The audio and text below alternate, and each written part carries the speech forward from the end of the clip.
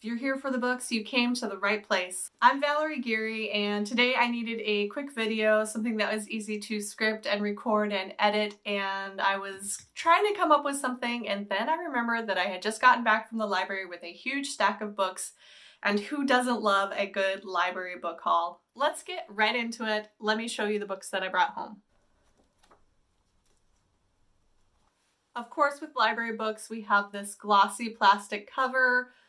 I'm trying to make sure that it doesn't catch the light.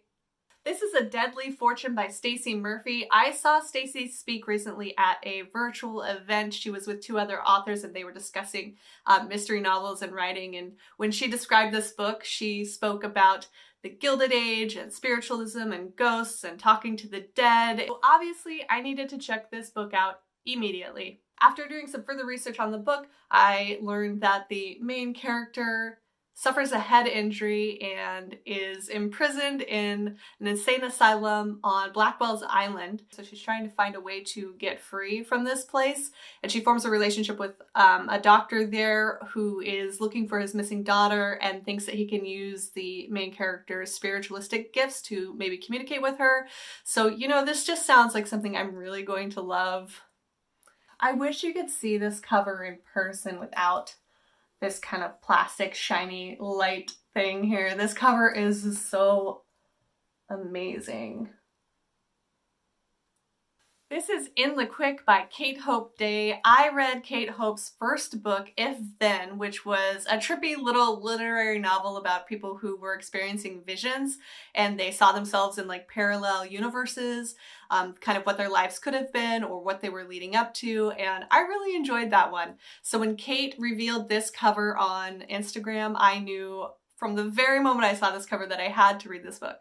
The description says this is about a young, ambitious female astronaut whose life is upended in a fiery love affair that threatens the rescue mission of a lost space crew. Please, female ambition, space drama, survival, love story with this cover? It's impossible for me to say no to this book. This little number, The Never List by D.L. White, is one that I saw sitting in the window at the library when I went to pick up some other holds. And I saw this one and was kind of intrigued by the cover and the title, and so I went home and looked up what the book was about. Then I ended up putting it on hold because it sounds pretty good. It's a romance, and I'm really only a half-hearted romance reader. Sometimes I like romance, sometimes I don't, but you know, every once in a while I'm in the mood for it, and this one sounds like it could be pretty fun. This one is about a woman named Esme Whitaker who has done a lot in her life and she has a lot to be proud of, but she has a list of things that she has never done. Some things that she wants to cross off her list before her 40th birthday, like swim in the ocean, take a flight, have sex. I'm already intrigued. All she needs is to find the right man. What could possibly go wrong? Next up is The Echo Wife by Sarah Gailey. Pretty excited about this one. I have read two of Sarah Gailey's previous books, Magic for Liars and Upright Women Wanted, and both were pretty satisfying reads for me, though I desperately wished that Upright Women was longer. It was a novella about rebel librarians, and I just wanted their adventures to just keep going and going and going. So this one, though, is a thriller about clones. As I understand it, there is a woman who makes a clone, I think of herself, and then discovers this clone having an affair with her husband. To further complicate matters, the husband turns up dead. Now, there's a dilemma. I really need to know what happens next. Here we have a serial killer novel, The Jigsaw Man by Nadine Matheson. The author lives in London. And you probably don't know this about me, but I have a weakness for British police dramas. I don't know why, I just do. We all have our thing. So in this one, we have a female detective tasked with finding a copycat serial killer. British, lady sleuth, serial killer, say no more. I don't remember where I first heard about this one, The Lamplighters by Emma Stonex. I think I first heard about it on Instagram. Maybe there was a cover comparison image or something, because this is the US cover and I will put up the UK cover over here so you can see the difference. I might have also seen this on some lists like best of lists or books to read in 2021. Again, this is catching the light terribly, so you can't really get a good look at what it is. It's a lighthouse. It's looking out over a creepy dark ocean and there's some stars here. Basically, the setup is a remote lighthouse off Cornwall, and 3 of the light keepers vanish into thin air. The door is locked from the inside. The clocks inside have stopped working. The weather log describes a huge storm, but everyone else outside the lighthouse says no, the skies have been clear for weeks. I'm creeped out already. The men are never found.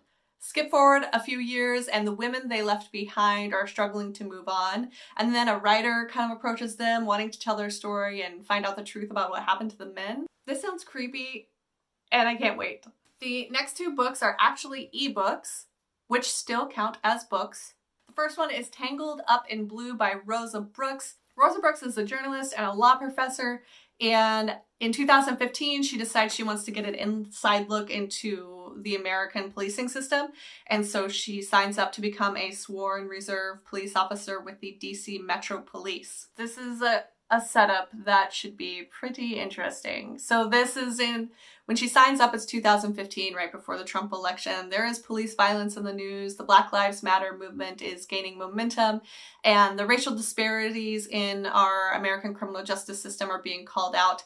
And I think Brooks took this opportunity to do some investigative journalism, and she recounts her experience inside the Reserve Police Force and kind of looks into and discusses transforming the police system. This book just came out in February and it seems like it's going to be a pretty interesting read. So yeah, I'm pretty interested in this one. The last book that I checked out from the library this week, yeah, half of these were from last week's checkout and the other half came in yesterday. So the last one is Crying in H Mart by Michelle Zauner. I've seen this book in a couple of places. I think someone mentioned it on Instagram. Then I saw it on With Cindy's YouTube channel. She was making tacos and talking about the books she read in April, and this was one of them. And then the book fates smiled down on me.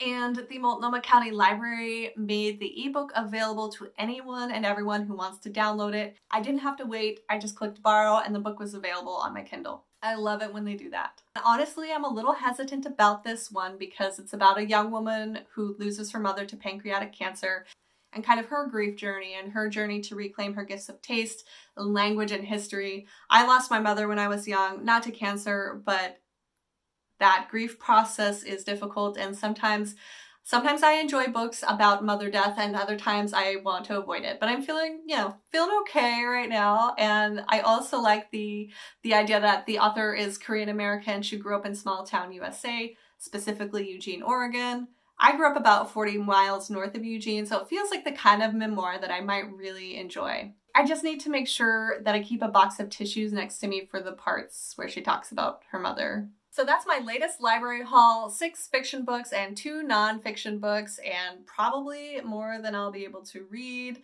but damn it, I'm going to try. The nice thing is that our library got rid of late fees, and if a book doesn't already have a hold on it, they automatically renew it for you. That is great news for library users like me.